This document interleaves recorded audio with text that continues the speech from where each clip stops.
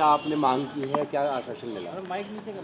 देखिए, भारतीय जनता पार्टी ने पूरी दिल्ली में कई आपत्तिजनक पोस्टर लगाए हैं।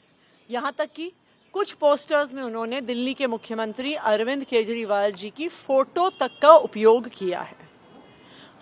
हमारी लीगल टीम ने 6 दिन पहले इन आपत्तिजनक होर्डिंग्स की शिकायत करी थी और आज हम सीईओ दिल्ली से मिलके आए हैं।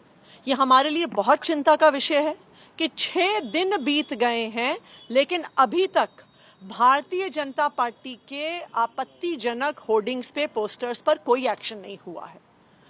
ये इसलिए भी चिंता का विषय है क्योंकि आज के दिन जो चुनाव हो रहा है, जो लोकसभा चुनाव हो रहा है, उसमें लेवल प्लेइंग फील्ड पर बहुत सवाल उठ रहे हैं। नंबर 1, इस देश के इतिहास में पहली बार हुआ है कि चुनाव की घोषणा के बाद एक सिटिंग मुख्यमंत्री, एक राष्ट्रीय पार्टी के राष्ट्रीय कन्वीनर को गिरफ्तार कर लिया गया है। ये इस देश के इतिहास में पहली बार हुआ है कि एक ऑपोजिशन पार्टी, एक प्रमुख ऑपोजिशन पार्टी के बैंक अकाउंट को फ्रीज कर दिया गया है।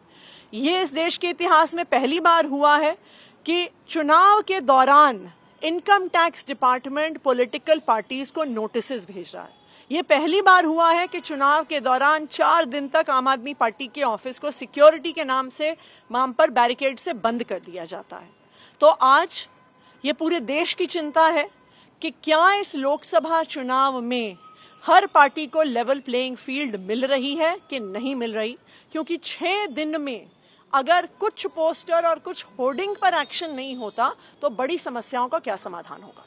मैम, जैसा कि आपने बताया कि 6 दिन में नहीं हुआ है और आगे भी ऐसा नहीं होता है, तो आप क्या कदम उठाने वाले हैं? देखिए, आज हम सीईओ दिल्ली से हम मिले हैं। पंकज गुप्ता जी जो हमारी पार्टी के नेशनल सेक्रेटरी हैं, हमारी लीगल टीम के सदस्य और मैं, और हमें आश्वस्त किया गया है कि एक्शन होगा। लेकिन अगर फिर भी नहीं होता है तो फिर हम इलेक्शन कमीशन ऑफ इंडिया से टाइम मांगेंगे।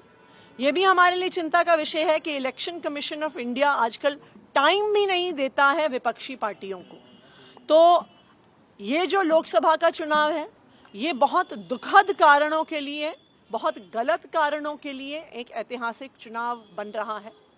मैं इलेक्शन कमीशन को भी याद कराना चाहूंगी कि इस देश के संविधान ने आपको एक जिम्मेदारी दी है। इस देश में लोकतंत्र को बनाए रखने, बचाए रखने की जिम्मेदारी दी है और हम उम्मीद करते हैं कि इलेक्शन कमीशन किसी एक राजनीतिक दल का, केंद्रीय सरकार का एक हथियार बन के नहीं रह जाएगा।